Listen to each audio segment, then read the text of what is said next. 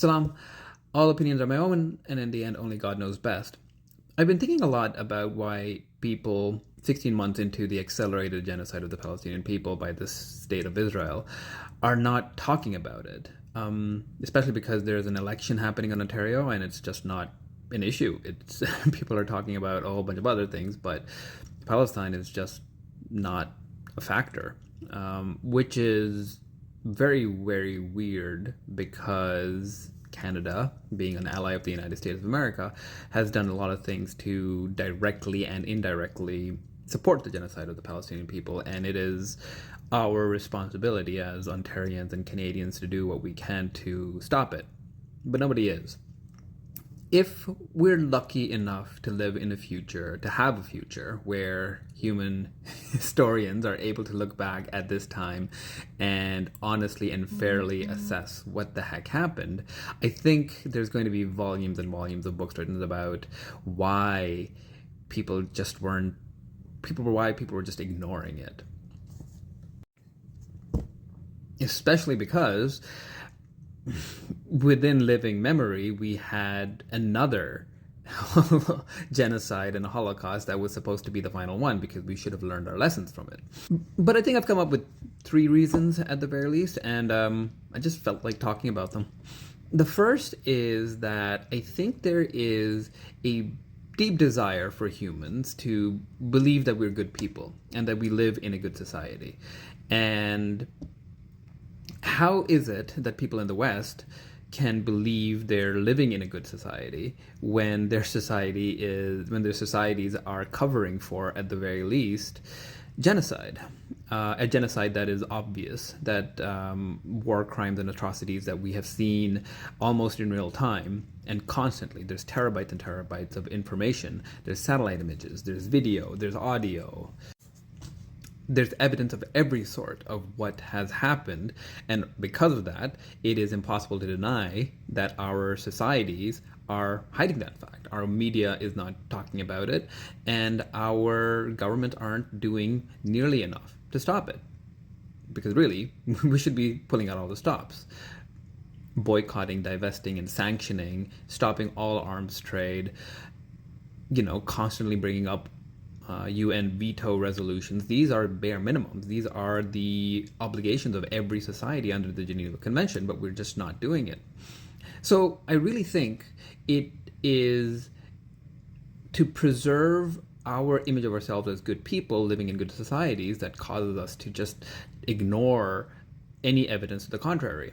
And I think this is especially acute for those of us who are kind of married to the idea that Western European civilizations are moral, or maybe not even moral, but also morally superior to other civilizations in the world. And if I would imagine that somebody who really has made it a core part of their identity to believe something like that would just completely want to ignore the overwhelming evidence to the contrary. That is the genocide in Gaza. Another reason that I think this might be happening is because of not just what it means about us, but what it means for us. It's obvious that our societies have some priority higher than the human rights, the human lives, and the human dignity of the Palestinian people. Now, what that priority is kind of irrelevant.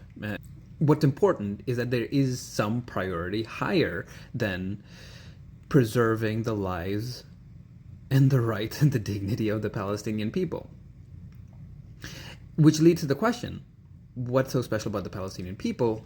And the answer is, there's nothing really special about the Palestinian people, which means that our families and our lives and our human rights and our human dignity are probably just as expendable as those of the Palestinians.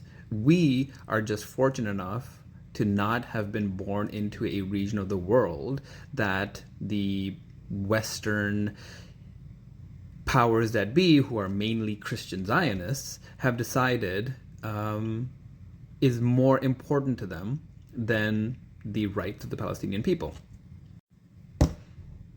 And that is a terrifying thought, isn't it? that I or my family or my friends could have all of our rights and lives just thrown away like so much garbage, or even targeted if we dare wittingly or unwittingly go against the desires and priorities of the powerful of our society. It's such a scary and terrifying thought that I don't blame anybody for just refusing to think about it. And that kind of leads me to the third reason that I think people don't talk about it. And that is our societies don't want us to. Whenever I'm wearing my kufi out in public, I get looks because I'm doing something that is breaking the norm. It's not what society wants me to do. Society doesn't want me to speak up or show any visible support for the people of Palestine. Which leads to the question, like, what is it that my society wants me to do? And here in Canada, which is the vassal state of the United States of America, as far as I'm concerned, the thing that society wants me to do is to be a good little worker bee or a good little security guard for advancing or guarding the interests of the rich and the powerful in my society, which is, again, mainly Christian Zionist.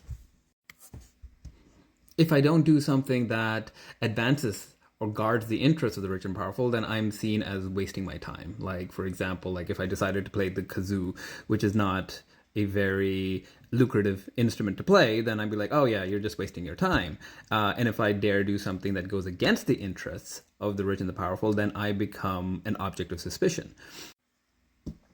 And that really is it. I think the genocide of the Palestinian people and our society's support of it proves that we are living in a culture that is very sick and very diseased. It is a culture that does not want us to speak up for justice. It is a culture that treats human lives and human rights and human dignity as expendable. And I think facing that reality can cause a lot of fear for ourselves, and shame for what it is, what kind of society we are propping up that can do such evil. But I think one thing that we need to remember is that there is no shame in existing in an evil society as long as we first recognize it.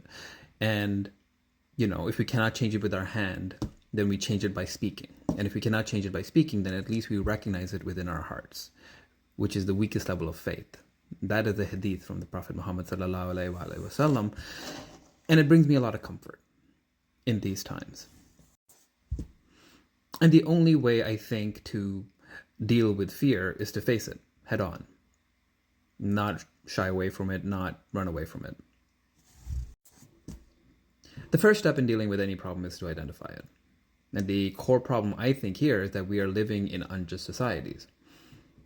The solution is to find some way to fight. Fight for a more just world. And not give up.